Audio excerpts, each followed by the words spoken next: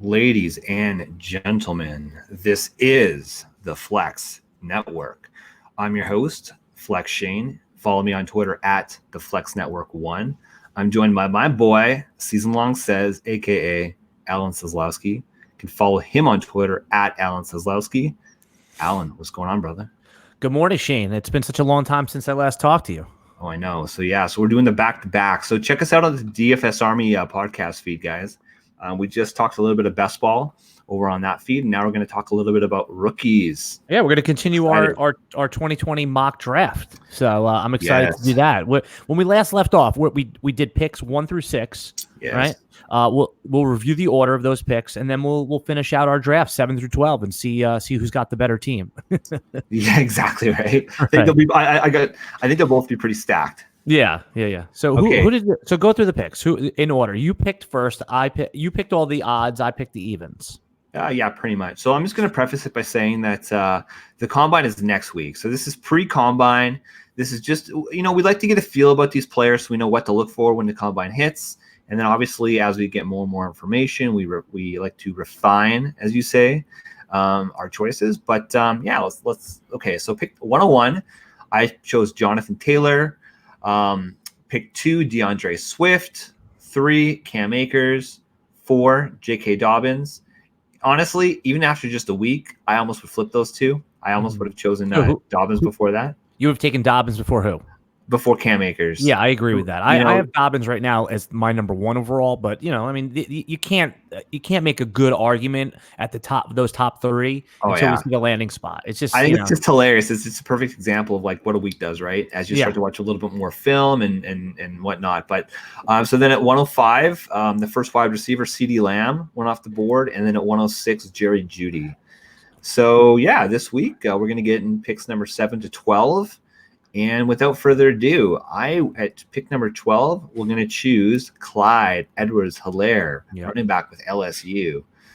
LSU this year, they were, what is it, historical in terms of like just their overall offensive production. And they obviously won the national championship this year. This guy's an absolute beast. So listen to some of these stats, Al. Okay, so he had 1,309 rush yards on 198 rush attempts. He had 16 rush touchdowns, 1 reception touchdown. One of the things I love, especially in the world of PPR, is these pass-catching backs. And yes, I know that he had Joe Burrow, but he had 50 receptions and an 87% catch rate for 399 reception yards. To me, that's awesome.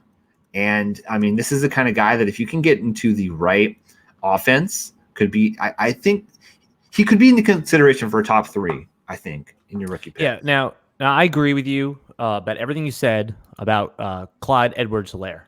And by the way, I keep calling him Clyde Helaire-Edwards sometimes. So just forgive me early on in the draft process if I screwed that up. But here's the one thing that bothers me about him. And I agree. This is the spot for him. Like I will be taking him right here at the 7 pick. But it's been 1 year of production. In the years before that, he didn't do anything. I don't know if that was his yards per carry was lower. He just didn't stand out. Now, could this mean that he just came into his own, or is it an outlier year? In obviously landing spot dependent, and he looks like the modern day NFL running back with 50 plus catches in college. That's an unbelievable number. So I'm willing to gamble right here, especially if I need a running back.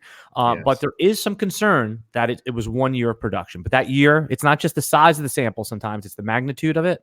Yep. And the magnitude was fantastic. So I think that's a really savvy pick. I'm a little upset that I was going to take him at 8 if you didn't take him at 7. All right. Who you got at 8? My guy, who I think could be the most valuable wide receiver in this class. Not the best wide receiver, but the most valuable is Henry Ruggs of Alabama. Yes. And the reason is because he fits a specific need of an NFL team, and that is the long speed. Henry Ruggs is going to run a 4.2 something at the combine. It's just a foregone conclusion. The guy is just one of the fastest receivers. You hear the comps to Tyreek Hill, Deshaun Jackson. Yes, those all make sense, but he's built a little differently, and he is going a little bit more durable, so to speak. And I think that that's what this thing is at the combine. It's not just who runs who does this drill better. It's not about ranking the guys 1 through 30 or 1 through whatever they are. You know, it's about, hey, what's important to one team is not going to be important to another team. For example, Baltimore will probably have no interest in a guy like Henry Ruggs. I mean, at some point there is interest, but they already have their speed guy. Henry Ruggs fits a very specific role for a very specific team. And for example, we talked about Denver earlier. In another podcast, Denver could use a speed guy. Certainly the Eagles could replace Deshaun Jackson. Henry Ruggs. A lot of mocks have him going to the Eagles. Yeah. So I like Henry Ruggs at this spot. I think he could be a league winner on given weeks. And I think there's also going to be weeks, but like every wide receiver where it doesn't go well, I just think he is one of these Will Fuller type of fantasy point scorers in the right system. Number 8, lock him up. Give him to me, Henry Ruggs. You know why I like Henry Ruggs? Because he's not like one of these frail wide receivers like a Marquise Brown who came in at like 165. He's still 6 foot, 190 pounds. So he can probably take a bit of a hit. Like that's the issue with Marquise Brown. Even last season we saw it. Guys like John Ross, these speedsters that they get banged up. Hell, even Will Fuller, right? I like it. I think it's pretty solid. Okay. All right. So, okay, I'm getting prepared here. So yeah, it's fine. Take your time. There's no, you know. I like one Jalen Reagor, wide receiver of TCU. Oh, yeah. To me, this is another guy that he's another speedster. I think he's not going to be quite as fast as Henry Ruggs, but he's the kind of guy that he's big body. Let me just pull up his stats here. Okay, so Jalen Reagor is 5'11", 194 pounds, so a little bit more slight, but he's an absolute beast. He had a 36% dominator rating at a college. He's he's the kind of player I think that can come onto a team and make an immediate impact. He's not the highest BMI. He's got a 27.1 BMI, which for some of these smaller guys that are quick, you know, you talk about, can they be like a yak master? Can they take a hit? I think Jalen Reagor, Henry Ruggs, to me, these two guys are going to be similar. And I think he's going to be a solid player. What do you say? Absolutely. I mean, he is a first round fantasy pick in rookie drafts. I mean, there's no question about it. If he goes, someone's going to like him if he lands in a good landing spot. We use Green Bay often because they need someone opposite Devontae Adams. I mean, how much are you going to love him if he ends up there? If Reagor ends up in Green Bay. I'm just saying, is that again landing spot dependent, but he certainly has the talent to be a wide receiver 2 in fantasy for a long, long time with some wide receiver 1 upside. I love the pick, Shane. All right. Pick number 10. Now, some mocks or some drafts are not going to have this guy in the first round, but I see Keyshawn Vaughn out of Vanderbilt as a rock solid rookie first round pick. And the reason is I don't think Keyshawn Vaughn is ever going to be an RB1 in fantasy, but I really think he's going to have a lot of finishes around RB 14, RB 17, maybe an RB 13 here and there. And he's got good size. He's about 5'10" and about 220 pounds ish. I'm just looking up now. Yeah, 5'10", 200. So he's rock solid. Yep. He scores a lot of touchdowns. In his career at Vanderbilt, he had 9 and 12 in his last 2 years. He's in the last year at Vanderbilt, he caught the football, 29 catches for 280 yards. I mean, that is rock solid production in college. And I like the tape on him. I like the way he ran. Low to the ground, solid, has some breakaway speed. He had long runs in each of his year of 75 yards, 78 yards, and 65 yards back in 2016. So he has the breakaway speed. I'm going to be interested to see how he times and how he tests at the combine. But I just think that in the first round, when you get into this part of the draft, you may not be looking to hit the home run, but if you could hit a rock solid double and have an RB2 for the next 3 to 4 years, oh my God, you're in business. Catch the ball, 29 receptions. We talked about that 20 to 30 receptions in college. I like that. I like it a lot. So, okay, so the idea here is that in your rookie drafts, and I think you'll agree with me, Al, it's again about, can you get some of these higher end running backs? And this is where it's, okay, do you want to get a wide receiver who could be good maybe in years 2 or 3? Or are you trying to get a guy who can have an immediate impact? And I think a guy like Keyshawn Vaughn can have an immediate impact on your team, which is making my next pick a little bit more challenging. But I'm going to go with Laviska Shenault, wide receiver from Colorado. So Laviska Shenault, this guy is 6'2", 220 pounds. He's an absolute beast. You talk about your alpha A receiver. This is the kind of guy that Laviska Shenault is. And, I think that at this point in the draft, you're going to go kind of for your beast mode, right? Yeah. He had, let's see here, he only had 56 catches, but he had a 71.8% catch rate off of 764 yards. He's not coming from one of the best offenses, right? So in terms of like the raw counting numbers, they're not there. But this is the kind of player that when you put him in a right situation, he can absolutely beast. And I would like him here. Yeah, I think it's a little early for Shenault. I think he to me, this point looks like a second round fantasy pick, but who knows? I mean, we're only just projecting this point. And it's also because he was often hurt in his college career, but there's no doubting that he could end up being the best wide receiver in this class. So I would have no problem going for him. What was that? That was at pick 11? 11. Yeah, I have no problem with it. It would feel a little early for me. And again, if you're picking there and you want to, if you're obviously one of the teams that is won your league or was in the Final Four, I have no problem with the upside, especially if you want to reload, not rebuild, but reload those guys. Yes. And, I could see a team like Buffalo drafting him. They need a big receiver like that. So I like the pick. A receiver, though, that I like better that I'm going to round out our first round with is Clemson receiver T. Higgins. Yes. Yeah, that's the guy that I would have a little bit above Shenault, but, who knows at this point. In the last 2 seasons over at Clemson, double-digit touchdowns. I mean, the guy is 6'4", 215 pounds. That's NFL wide receiver 1 size. 1,100 and change on the yardage, about 60 catches in both years. I think he's a can't miss prospect. Now, wide receivers, who knows? But this guy on the tape that I looked at just stands out as an NFL receiver, ready to step in year 1. He's got the size. We'll see what happens with the combine. But if you're drafting at the end of round 1 in your rookie draft, oh my God, T. Higgins is going to be a steal for you. Don't you feel like some of these Clemson wide receivers are just absolute teases, though? Could be. Like, who else do you think? Yeah. I mean, DeAndre Hopkins worked out pretty good. Yeah, you're right. I don't know. I worry sometimes about these guys. I like T. Higgins. I do like T. Higgins. Hunter Renfrow it looks like a pretty promising prospect. He was Clemson. Do you think? Okay, so I'm not going to go too much on a tangent, but do you think Hunter Renfrow can be a wide receiver 1 in Oakland, like on his team? No, I think he is the quintessential PPR wide receiver 3. I think that you're happy if you could plug him in as your wide receiver 3 every week on your dynasty team, and he could be had. I mean, you can, if you have pick let's say 2.12, 2.10, and you could probably trade that pick away to get Hunter Renfrow right now. I mean, his value is lower than it should be. Do you agree with that assessment, or do you think that he has more upside than that? I think that he is a nice complementary wide receiver for his team. I think he's going to be a wide receiver 2 on a team. On a team, right. On a team, yeah. Oakland needs that. And I think that, you're right. Wide receiver 3, maybe a flex during the bye weeks is where he would slot in. Feels like he will finish as like wide receiver 25, wide receiver 18, wide receiver 33 on the year. Some guy that, you could count on for your 10 PPR points each and every week. Yep. So Shane, now that we finished the first round, where do you think in a 1 QB league, where do you think the quarterback, starting with Joe Burrow, like where would you take him? Let's say you're a team that has Mitch Trubisky and Tom Brady. So you're a little shaky at QB. You have pick 10. Would you reach into the first round?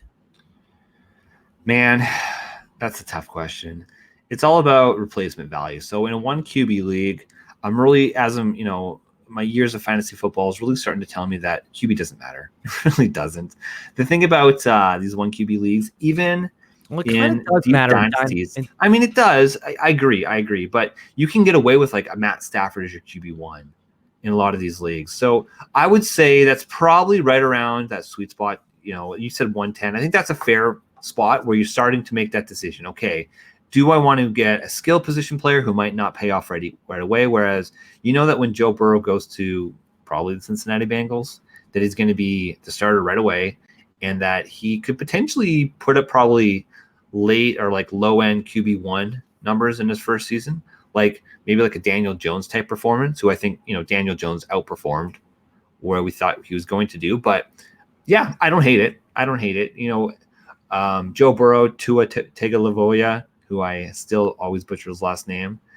I think right around the 1-2 turn is likely where they're going to go. Yeah, so if you want them, that's where you have to take them. And I don't think you should write off Justin Herbert. He could be an immediate starter in the NFL as well. If I think he's a lock to be a top 10 pick, and there's some other QBs as well. Yeah, I think right around, if you need a QB, again, if you have Ben Roethlisberger and Ryan Fitzpatrick as your two QBs, and then you were playing, and maybe Drew Lock is on your bench, you need to get a QB in Dynasty.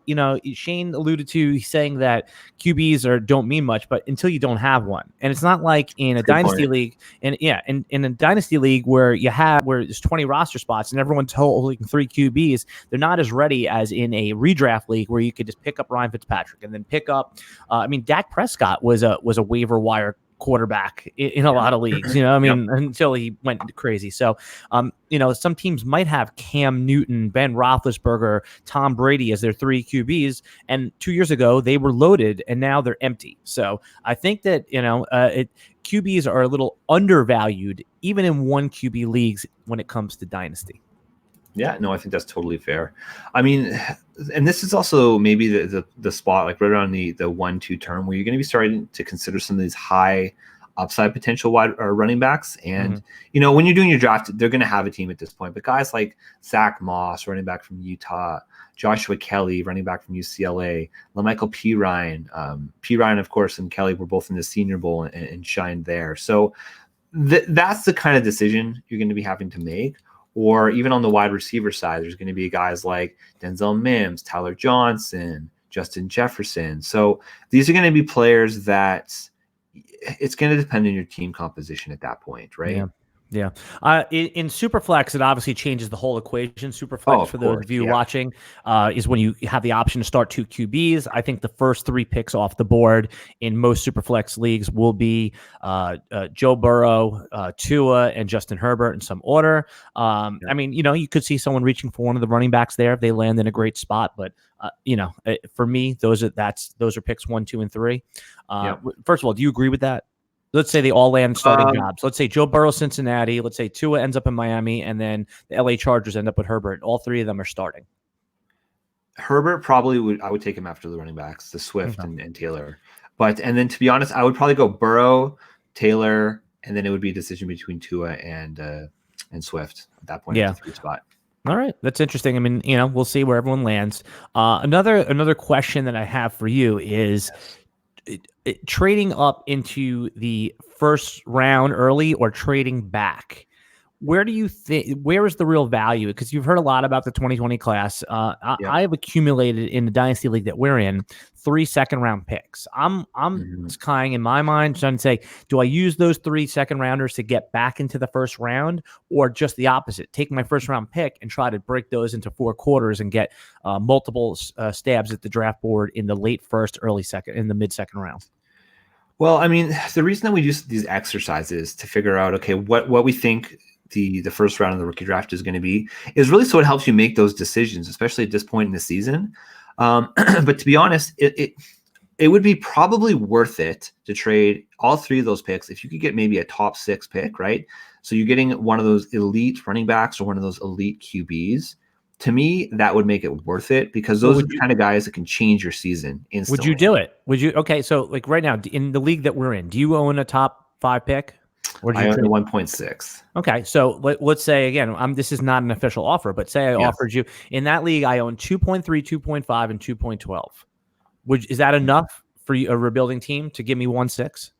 I would consider it. It always depends, though, right? So say I'm a rebuilding team, which I am in our league, and I did not have a lot of draft picks. I would absolutely consider that at the 6th position. But in my case, for example, I've got just an absolute slew of draft picks this year. So for my team, it doesn't make sense, because then it also comes down to which players do you have to cut. I think I have something like 9 or 10 draft picks this year. So that means I've got to cut 9 or 10 players on my team. Not necessarily because we have the taxi squad that we added now. We do. Okay, so there's some caveats here, Al, but I'm just saying in general, right? These are decisions that players have to make. Yeah. And it's all about who you're replacing. So if you've got just a bunch of swine at the end of your bench that you're going to be cutting, then it might be worth it. But if you are only going to be cutting, say, 3 or 4 guys that you're comfortable with, then maybe it doesn't make sense. but it's right around that 1.6. Do you want to get like a Clyde Edwards-Helaire, or maybe you want to go and get one of those high end like a CeeDee Lamb or a Jerry Jeudy, or do you want to go and just hammer at a bunch of these guys, like for example we just talked about like Michael P. Ryan, Joshua Kelly, or some of these high end like Brian Ayuk is pretty popular, Tyler Johnson, Denzel Mims. These are the guys you're going to be getting in the second round. So are these players just going to be wide receiver 3s on your team? In which case, yeah, you want to go and get potentially an RB1 or a wide receiver 1. I think it makes sense. Yeah, I mean, the way I'm playing it is I'm going to hold on to those picks. Okay. I'm not in a rush to get into the first round, although I think that there's, obviously some great players there. But, you named a lot of the names that, that are going to be in play in the second round. And the one you admitted that I'm really high on is Bryan Edwards. I think that he is going to be, he might even get pushed up into the first as we get closer. So with the last about 10 minutes on the pod, Shane, what I want to ask you and I want to talk about with you are some of these guys that have dropped in value in dynasty leagues, and just kind of talk through, because, and again, selfishly, some of these are on my team, but this will apply to the larger audience. But the first name that I have on one of my dynasty teams and he went late in the startup, is running back on the Pittsburgh Steelers, James Conner. Where are you on James Conner? The market is so low on him right now; they're almost writing him off as a dropping in value like a rock. Is Conner someone you're interested in buying? And if so, what's the price on Conner right now? No, to be honest, I'm not interested in buying him. The reason is that he's a late round pick, and like I'm talking about like NFL draft pick, which means that the Steelers don't really have tons invested in this player. I honestly think the Steelers are going to be a good candidate to draft one of these day 2 or early day 3 running backs, and in which case that'll pretty much eviscerate his value in dynasty. Don't forget they also have Benny Snell there. They drafted last year in the 4th round, and and I mean he's a hammer. He's good. And then Jalen Samuels is a diverse running guy who can be a good running back. He was hurt last year. A lot of reports came out, which is the reason why his production fell. But I mean, right now they have 3 guys, and you think they're even going to add to that running back room, even though they don't have a first round pick. They traded their first round pick to Miami, so they're going to have normally where you would consider those running backs in round 2, 3, 4, they're going to have to build other areas. So I'm not so sure they're going to draft a running back. Here's the thing, Al. I feel like last year the Steelers at the start of the season didn't really have an identity. After they lost Ben, it really, especially on the offense, right? They couldn't do anything. They couldn't get anything done. On defense, that defense looks like something that's going to be scary. And you talk about how has Pittsburgh won in the past? They won off of a strong defense and a solid running game. So if you're confident, I'm just saying in general, that they're going to be a committee back system, then yeah, maybe they're not going to go and they're not going to draft a running back. I don't think that worked for them. I don't think that's the kind of game that they want to play. They have some pretty elite talents. That we're both super high on Deontay Johnson.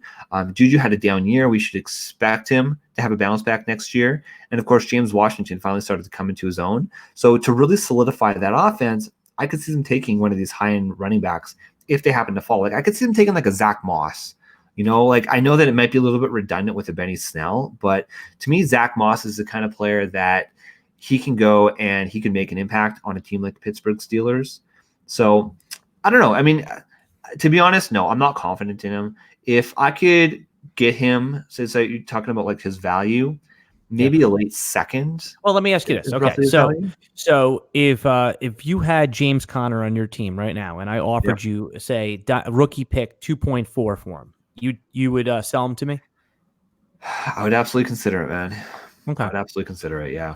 That's right around that point. So I think that's my point, is that I think James Conner is still a top 20 fantasy running back for at least this year.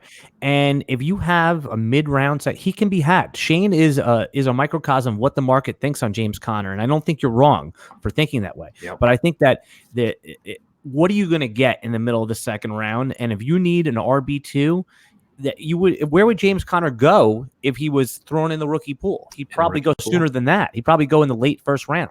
So if you can get him for a mid or a 2.3 to 2.7, whatever pick you own on there, I think you make the offer, throw the offer out there and see what happens. Yeah, I mean, full disclosure, I had a lot of James Conner last year, and it kind of burned me, so I might be a little bit biased.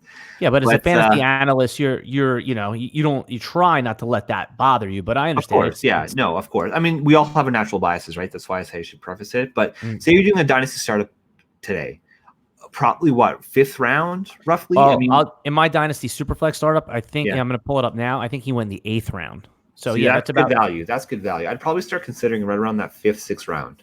Here, so if you can get him in the 8th round, that's good value. But again, I mean, this is some of the problem with dynasty players in general, right, Al? Is that the true value of a player, like a true value of like a James Conner or a Marvin Jones or even an old guy like an Alshon Jeffrey, they might have a 1, maybe 2-year impact on your team. So that there's true value there. But dynasty players are pretty fickle, right? Mm-hmm. So if there's if they're getting older or if there's maybe a year of lack of production, the true value of James Conner might be a late 1, early 2nd round pick, right? But if you were trying to trade for him, I don't think you would be able to get that. Does that make any sense? Where his true value might not actually yield what he is worth. Yeah. So basically, his owner is going to want a late 1st. His seller is going to want to pay a mid-2nd, and that's why you could, there's ways to compensate with that trade by giving, maybe an upside player who didn't, So maybe if the Andy Isabella, a guy with some upside, Corey Davis, who I still believe has an opportunity to break out if he goes to another team next year. If maybe that's the thing that balances that scale a little bit. Is there a player before we wrap up here that you want to talk about, veteran or 2nd-year guy that might be interesting that is a buy in Dynasty right now? That's someone that the market's undervaluing. I'm actually really curious on your perspective on Damian Williams. I'm out. You're out. Yeah, and I'll tell you why. And the reason is, yes, his value is going back up again because of the great performance in the Super Bowl. A lot of people think he should have been Super Bowl MVP, but as we've seen now throughout his career, he's not a running back that's going to get 250 carries. He's going to, and whether Andy Reid is purposely sprinkling him in, holding him out. I mean, he is not a durable guy. He's a valuable guy to the Kansas City Chiefs, who in the playoffs is going to get the full workload. But in weeks 1 through 13, where you need, your RB2, your low-end RB1, does he have the talent and is he in the system? Yes, but I think it's a lock. As much as you can predict that the Chiefs are going to get one of the top 3 or 4 running backs, and I just don't see. I could see the Chiefs signing Melvin Gordon if the price is right. I could see the Chiefs. Derrick Henry is going to be a free agent and he's going to want to get paid. I just don't see Damian Williams. I see him as a valuable, talented asset, but I am not in on him at all in any time in the first 5 rounds of my fantasy drafts. Redraft in Dynasty, I'm not giving up. I would give up a late 2nd for him at most, and then I'd have to think about it. I'm not sure he's going to have value in the regular fantasy season. How about you? What do you think? I'm pretty much on the same page as you. I think that in a redraft this year, in some of our best balls, like I got him at the end of the 4th in a best ball. I think that's right around where his value should be. Yeah. In Dynasty, I don't think it's worth it. It's not worth it. Right? It's too much of a gamble at this point. Now, if we're talking about about a month and a half from now, after the NFL draft, and somehow he dodges, as Alex Dunlap with Roster Watch always says, he's just going matrix and dodging these bullets, and he ends up being the starter, then it's a different conversation. But at this point in time, it's too risky. All right. In Dynasty. I think that's a good place to stop. That was a good all right. All right, Alan, how do people find you? At Alan Seslowsky on Twitter, AlanSeslowsky. And check me out if you want to go over to DFS Army. I'm in the Slack chat talking to people all day over there. And send me a note on Twitter. Let me if you have any questions about best ball or rookie drafts. I'm happy to have those conversations. I love interacting with the people, Shane. Love it. Al, you are a man of the people. All right, I am Flex Shane. You can follow us on Twitter at the Flex Network 1. We're just getting started. I'm excited, Al. This is the Flex Network.